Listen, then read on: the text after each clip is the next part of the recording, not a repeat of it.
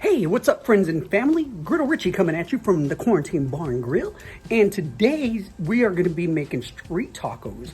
Now, people ask me, what exactly are street tacos? And basically, street tacos are just tacos with some basic toppings on them. And on these particular toppings, or street tacos, I should say, it's just basically onion, cilantro, a little bit of lime, and your favorite salsa. So get your favorite meat, and let's get this episode going.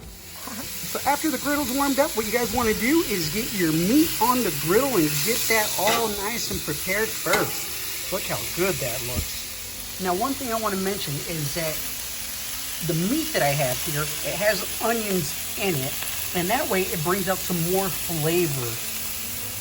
You can obviously season your meat however you like, but this one has some onions, so there'll be some grilled onions with this.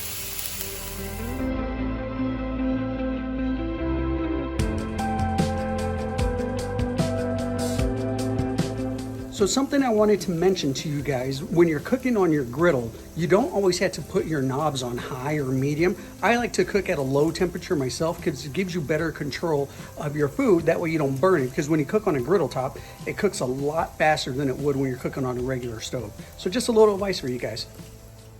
So after you make your meat, put it in a nice little storage container to keep it warm, and then start getting your tortillas going. I know you can make both at the same time, but I like to make mine a little bit separate so that way I don't burn anything.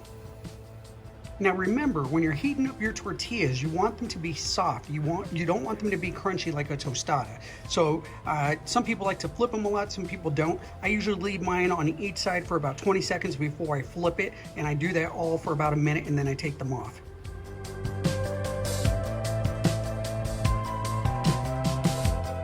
All right, guys, after your tortillas are made, your meat's been warmed up, you cut up your onions, your cilantro, your limes, you just put them on your plate to your desire, and then you got yourself some street tacos.